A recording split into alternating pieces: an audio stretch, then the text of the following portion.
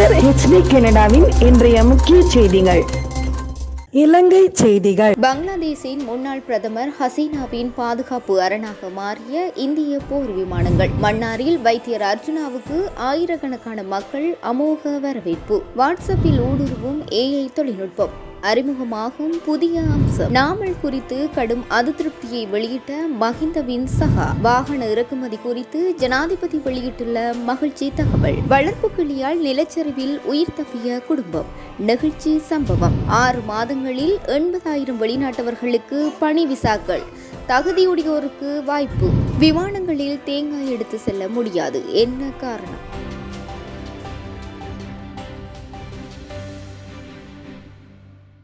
இந்தியாவின் ரபேல் போர் விமானங்களின் பாதுகாப்பில் பங்களாதேஷின் முன்னாள் பிரதமர் ஷேக் ஹசீனா இந்தியாவுக்கு தப்பி சென்றுள்ளதாக தெரிவிக்கப்படுகிறது.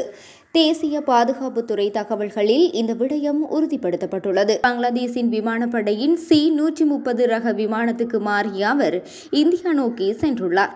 அந்த விமானத்தில் ஹசீனாவுடன் அவருடைய தங்கை ரெஹானாவும் இருந்துள்ளார். விமானிகள் உட்பட பங்களாதேஷ் ராணுவத்தைச் சேர்ந்த 7 மூத்த தளபதிகளும் விமானத்தில் பயணித்துள்ளனர். ஹசீனாவின் விமானம் மேற்கு வங்கம் வழியாக இந்தியாவுக்குள் நுழைந்தது. ஹசீனாவின் வருகை குறித்து இந்தியாவுக்கு முன்கூட்டியே தகவல் தெரிவிக்கப்பட்டுள்ளது. தாழ்வாக பறந்த அவரது விமானத்தின் வருகை அறிந்து இந்திய எல்லைக்குள் நுழைந்ததும் மேற்கு வங்கத்தின் ஹசீமரா விமானப்படை தளத்தில் இருந்து 2 ரபேல் போர் விமானங்கள் பாதுகாப்பு அரணாக உடன் சென்றதாக இந்திய ஊடகங்கள் தெரிவிக்கின்றன. வைத்தியசாலை தரப்பினரால் மேற்கொள்ளப்பட்ட முறைப்பாட்டை அடுத்து வைத்தியர் அர்ஜுனா மன்னார் போலீசாரால் கைது செய்யப்பட்டார். கைது செய்யப்பட்ட வைத்தியரை சனிக்கிழமை மன்னார் நீதவான் நீதிமன்றில் முன்னிலைப்படுத்திய போது அவரை நேற்றைய தினம் 7ஆம் தேதி வரை விளக்கமறியலில் வைக்குமாறு உத்தரவு பிறப்பித்தார். இந்த நிலையில் நேற்றைய தினம் குறித்த வழக்கு விசாரணைக்காக எடுத்துக் கொள்ளப்பட்ட போது வைத்தியர் அர்ஜுனா மன்னார் நீதிமன்றத்தில் முன்னிலைப்படுத்தப்பட்டார். வைத்தியர் சார்பாக சிரேஷ்ட சட்டத்தரணி ஆண்ட்ரன் புனிதநாயகம் தலைமையிலான சட்டத்தரணிகள் மன்றில் முன்னிலையாகியிருந்தார். மன்னார் நீதவானின் நிபந்தனையின் அடிப்படையில் தலா 50,000 ரூபாய் பிணையில் செல்ல அனுமதித்தார். இந்நிலையில் மன்றிலிருந்து வைத்தியர் வெளியேறிய போது மன்னார் மாவட்ட நீதிமன்றத்திற்கு முன் ஆயிரக்கணக்கான மக்கள் ஒன்று கூடி வரவேற்றுள்ளனர். பின்னர் மன்னார் மாவட்ட மக்கள் வைத்தியரை மன்னார் பொது விளையாட்டு மைதான பகுதிக்கு அழைத்து சென்று மாலை அணிவித்து தங்களுடைய வாழ்த்துக்களை தெரிவித்தனர். உலகின் பிரபலமான செயலியான வாட்ஸ்அப் புதிய அம்சம் ஒன்றை அறிமுகம் செய்துள்ளது. இதன்படி மெட்டா நிறுவனம் விரைவில் AI மூலம் வாட்ஸ்அப்பில் ஒரு பாரிய புதுப்பிப்பை கொண்டுவர உள்ளதாக தெரிவிக்கப்படுகிறது. இந்நிலையில் வாட்ஸ்அப் ஆனது மெட்டா AI வாய்ஸ் சாட்டுடன் அறிமுகமாக உள்ளது. பயனர்கள் குரல் மூலம் மெட்டா AI-இடம் கேள்விகளை கேட்டால் அது உரை வடிவில் பதில்களை வழங்கும்.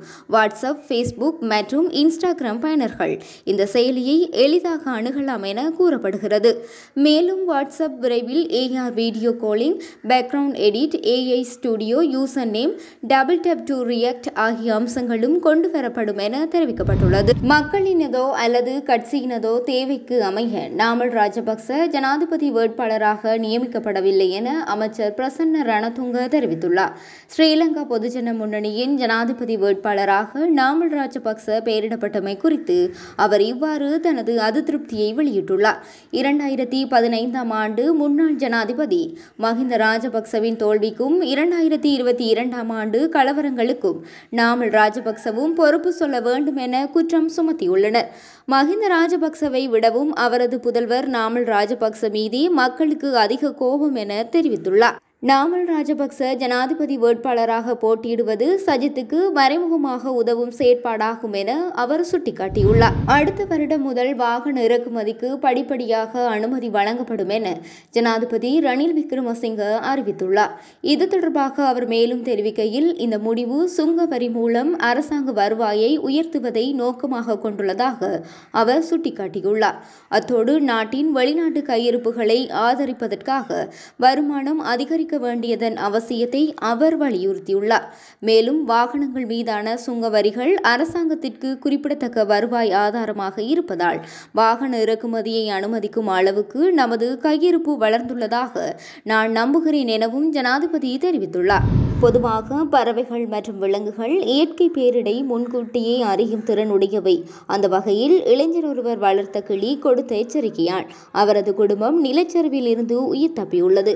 வயநாடு மாவட்டத்தில் உள்ள சூரமலையைச் சேர்ந்தவர் வினோத். இவர் கிங்கினி என்ற செல்லக்கிளியை வளர்த்து வந்துள்ளார். இவர் தனது குடும்பத்தினருடன் காலனி சாலை என்ற பகுதியில் உள்ள தனது சகோதரி நந்தாவின் வீட்டிற்கு நிலச்சரிவுக்கு முந்தைய நாள் சென்றுள்ளார். அப்போது தனது கிளியையும் அழைத்து சென்றுள்ளார். இதனை அடுத்து இரண்டாவது நிலச்சரிவு ஏற்படுவதற்கு முன்பாக தனது கூண்டுக்குள் கிளி சலசலப்பை ஏற்படுத்தியுள்ளது. பின்பு பயங்கர சத்தத்துடன் அலற தொடங்கியுள்ளது. இந்த சத்தத்தை கேட்டு எழுந்து பார்த்த வினோத் ஏதோ பிரச்சனை ஏற்பட போகிறது என்று உணர்ந்துள்ளார். பின்னர் பக்கத்து வீட்டில் வசிக்கும் ஜிஜின், பிரசாந்த் மற்றும் அஸ்கர் ஆகியோரை அழைத்துள்ளார். அப்போது வீட்டிற்கு வெளியே சென்று நீர் வழிந்தோடுவது தெரிய வந்துள்ளது. இதனையடுத்து அவர்கள் வீட்டை விட்டு வெளியேறி பாதுகாப்பான இடத்திற்கு சென்றுள்ளனர். 6 மாதங்களில் 80,000 வெளிநாட்டவர்களுக்கு பணி விசா வழங்க ஜெர்மனி தீர்மானித்துள்ளது. ஜெர்மனி 2024ஆம் ஆண்டின் முதல் பகுதியில், அதாவது ஜூன் மாதம் வரையிலான காலகட்டத்தில் 80,000 வெளிநாட்டவர்களுக்கு பணி விசா வழங்கியுள்ளதாக ஜெர்மன் பெடரல் வெளியுறவு அலுவலகம் அறிவித்துள்ளது. அவற்றில் 40,000 விசாக்கள் திறன்மிகு பணியாளர்களுக்கு வழங்கப்பட்டுள்ளன. இது முந்தைய ஆண்டின் இதே காலகட்டத்தை விட 3,000 அதிகமாகும். 2023ஆம் ஆண்டில் 5,70,000 பணியிடங்கள் ஜெர்மனியில் காலியாக இருந்ததாக ஜெர்மன் பொருளாதார நிறுவனம் மேற்கொண்ட ஆய்வு ஒன்று தெரிவித்திருந்தது. இன்னும் போக்குவரத்து, உற்பத்தி, கட்டுமானம், பொறியியல் மற்றும் தகவல் தொழில்நுட்ப துறைகளில் பணியாளர்கள் தட்டுப்பாடு நிலவுவதாகவும் அது நாட்டின் பொருளாதாரத்தை தொடர்ந்து பாதித்து வருவதாகவும் அந்த நிறுவனம் தெரிவித்துள்ளது. விமான பயணத்தின் போது தேங்காய் எடுத்து செல்ல ஏன் அனுமதி இல்லை என்பதற்கான காரணத்தை இந்த பதிவில் பார்க்கலாம். விமானத்தில் நாம் பயணம் செய்யும் போது சில விதிமுறைகளை கடைபிடிக்க வேண்டும். அதிலும் நாம் எடுத்து செல்லும் பொருட்களுக்கு விமான நிறுவனங்கள் சில நிபந்தனைகளை விதித்துள்ளன. இதில் சில பொருட்கள் விமானத்தில் எடுத்து செல்ல அனுமதிக்கப்பட மாட்டாது. அந்த வகையில் கூர்மையான ஆயுதங்கள், துப்பாக்கிகள் மற்றும் எளிதில் தீப்பற்றக்கூடிய பொருட்கள் ஆகிய பொருட்களை விமானத்தில் எடுத்து செல்ல அனுமதி இல்லை. இதனை தவிர விமானத்தில் தேங்காய் எடுத்து செல்ல அனுமதி இல்லை. இந்த தேங்காய் தென்னிந்தியாவில் அதிகம் பயன்படுத்தும் பொருளாகும். தேங்காயில் அதிக அளவு எண்ணெய் உள்ளது. இந்த எண்ணெய் எரியக்கூடிய பொருளாக வகைப்படுத்தப்பட்டுள்ளது. எனவே பாதுகாப்பு காரணங்களை கருத்தில் கொண்டு விமானத்தில் தேங்காய் எடுத்து செல்ல அனுமதி இல்லை.